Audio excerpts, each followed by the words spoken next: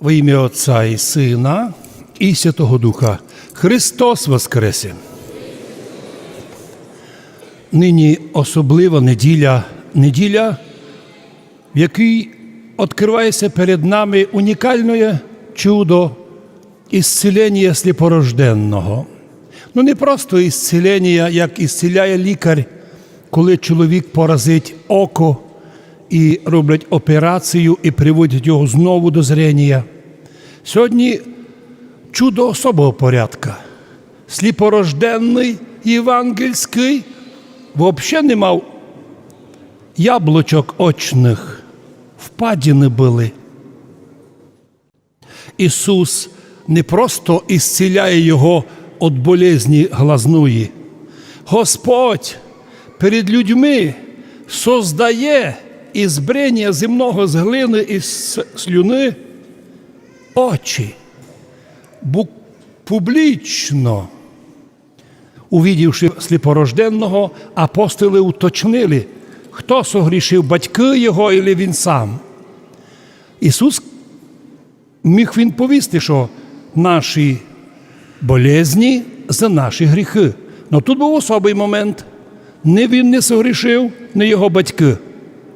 Бог запланував зробити на його болезні, на його такому рожденню чудо ісцілення.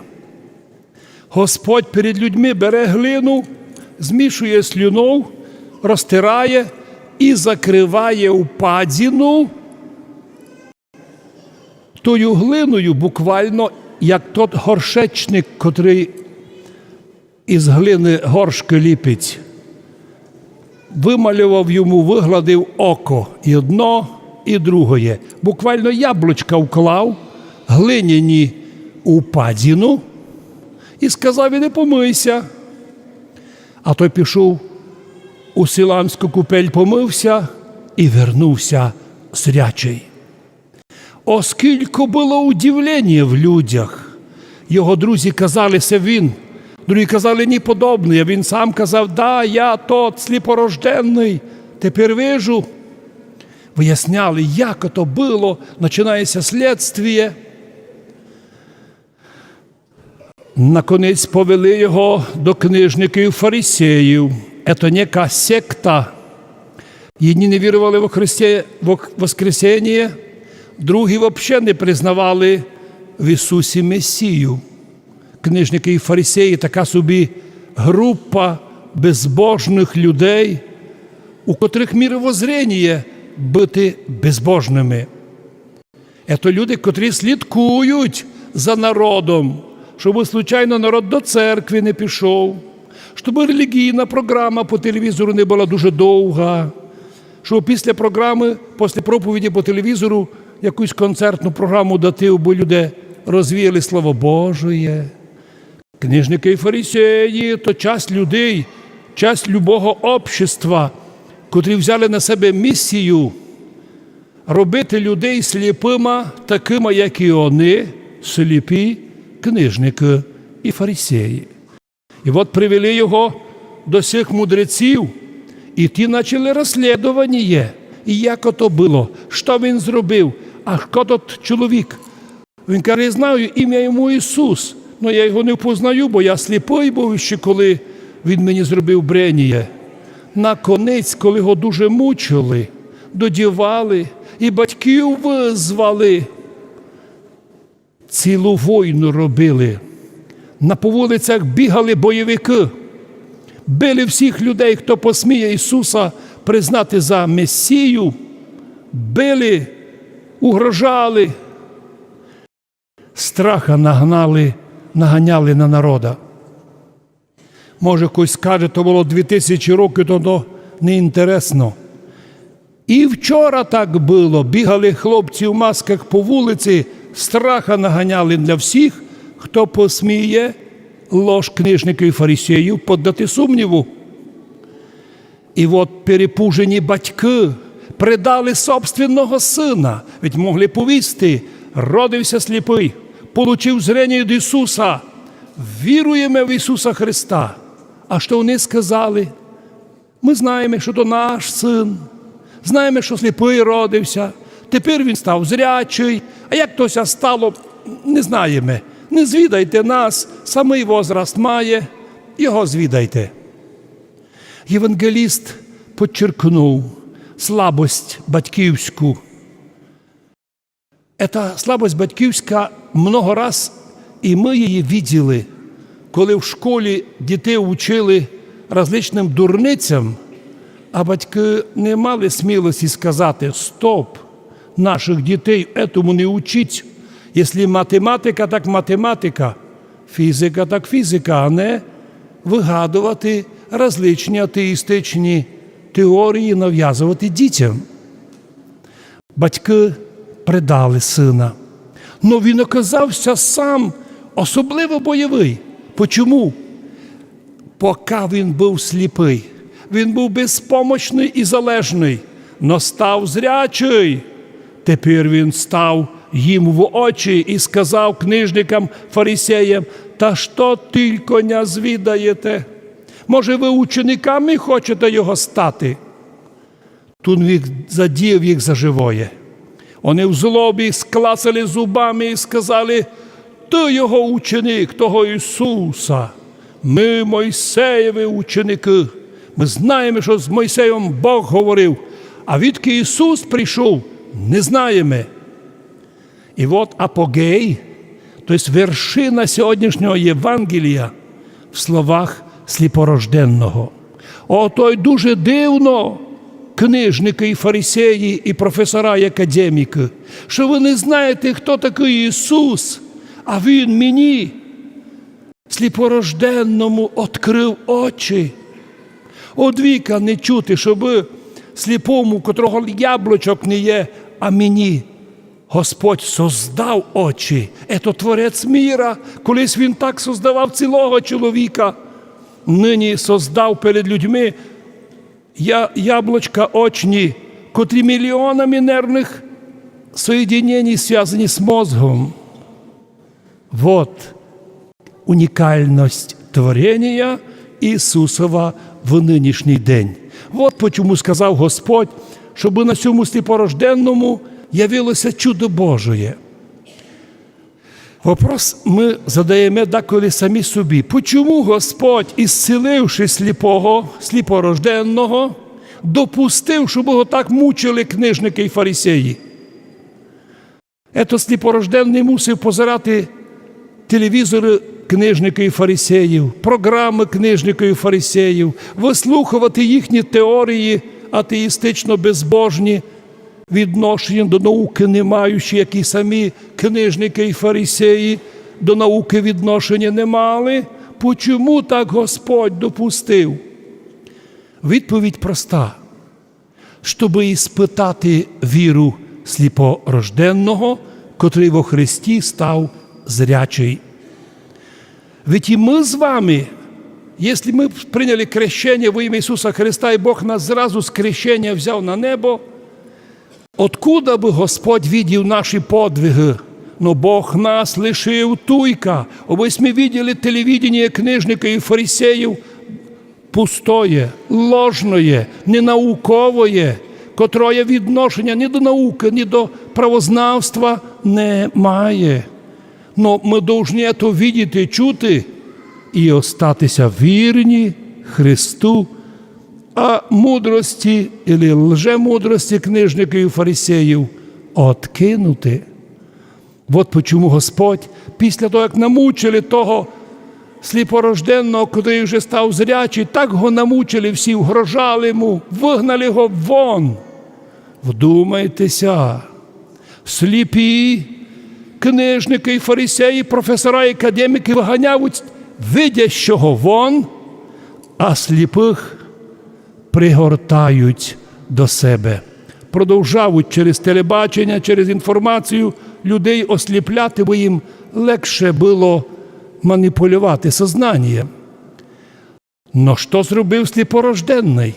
До нього приходить Ісус і каже: «Ну що, віруєш в Сина Божого, котрий тобі подарував зрення?» А він каже: «Хто він? Я ведь його не встиг увидіти, бо коли я зрячий вернувся, його вже не було». Ісус йому каже: «Той, хто говорить тепер з тобою, аз єсмь я, Месія, Христос, подарувавши в тобі по твоїй вірі, по твоїй любові, по твоїй смілості зрення. Коли у нас в Україні навіть чиновники хотіли зробити собі, склепали якусь собі релігію ПЦУ і почали насилу наганяти людей пендриками в церкву, захвачувати наші храми. Ой, як це спомнило нинішнє Євангеліє, книжники і фарисеї, примітивні їх взгляди. Ну, якщо ви придумали велику, або знайшли, откопали велику релігію славну, чому б не дати людям, послідовникам зробити нові храми? Ні, книжники і фарисеї добре знають, їм треба спортити настрій людям, котрі моляться, захвачувати храми, як на наш собор метали хлопчики в масках огні, угрожали, кричали.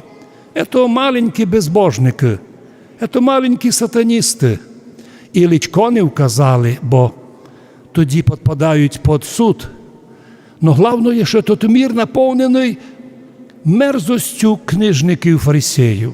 Це вони захватили книжний ринок і напечатали пустих книжок, мільйони романів всяких неінтересних.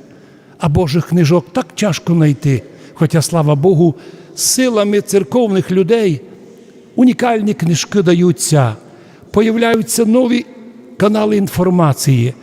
І нам удається силою Божою подавати і нашу релігію, і нашу літургію в онлайн-режимі в інтернет, щоб хто вдома, старенькі або жінки із дітьми, могли б увидіти і чути Слово Божє. Щоб, можливо, могли ми сьогодні також протистояти ужаснішій навалі книжників і фарисеїв, щоб перед лицем цієї навали спасти сознання людей, віруючих від навали книжників і фарисеїв. Вимучили сліпорожденного, хоча могли сказати логічно: Боже, якщо Ісус создав очі перед нами, значить, це тот Творець міра, Бог, котрий создав цілого чоловіка. Этот прийшов, щоб ісцілити тепер цілого чоловіка, якого вспоминає Давид в Псалмі 48. Господи, що ти так визвав з того чоловіка? Или він є той чоловік, котрого ти ізбрав во спасіння рода людського? Бог дарує нам сьогодні сказати цьому міру. Правдоподобна бесіда книжника і фарисеїв не є правда. І не все то, що блистить, є золото. Ми во Христі Ісусі получили зрення духовне. І коли нам предлагають книжники і фарисеї цього світа различні секти і различні нові релігії, псевдоправославні і всякі, і приманюють туди, а так, коли толкають силою, ми собі розуміємо, як важно, маючи добре духовне зрення, і самому не впасти, не зійти з путі Христового, не вийти з церкви Христової, не лишити оту сім'ю Христову, в якій происходить спасіння душі. Бо так поступаючи, і тут на землі, ми стараємося бути діти Божі, не взираючи на ніякі правдоподобні хитрості лжепророків і навіть ворожок.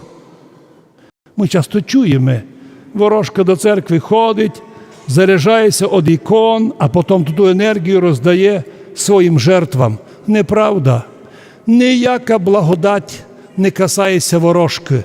Это пусті жінки, кроме Духа Божого, вони, звісно, мають духа злоби. І одна така ворожка, вспоминається нині в Євангелію, ходила за Павлом і за його друзями і гойкала правду. Вдумайтеся, правду казала: «Ці люди проповідують нам путь спасіння. За що було Павлові не любити цю жону? А діло в тому, що це була ворожка, котра своїми ворожками великое імення, доход приносила своїм господам, панам. Но Павел, коли йому надоїлася жона, розвернувся і сказав: «Сатано, вийди з неї і не дури людей». У ворожках і гадалках сидить сатана, коли деколи правду повість і вгадає дашто, но не поможе. Кроме вреда, нічого не дасть. Ето приклад того, як Павел сказав: «Ворожко, ти сатаністка, і коли з неї вийшов сатана, вона стала нормальна жона». Тобто ворожка – це осатаніла жінка, через котру, як через який інструмент говорить і гадає сатана. Вот почему. І побили апостолів, то ті пани: «Та ти що? Та научний атеїзм ти критикуєш? Та ти ворожих гадалок, котрі получають в Україні навіть ліцензію на ворожки». Вдумайте, скільки баб наді всякі ходять і дурять людей, маючи ліцензію. Однак їх Павел сьогодні зганяє вон, щоб не путали людей. Правда, колись апостолів кинули в тюрму, то ночі Бог так потряс тим городом, землетрясіння було, що тюрма атеїстична розпалася. І вийшли апостоли вон із тюрми, і навіть сторожа, котрийся хотів вбити, бо видів, що утікають осуждені, йому сказали апостоли: «Не бійся, чудо Божоє». І темнічний страж прийняв хрещення його сім'я і стали християнами. О чудо! Бог покликає і нині многих людей до Христа.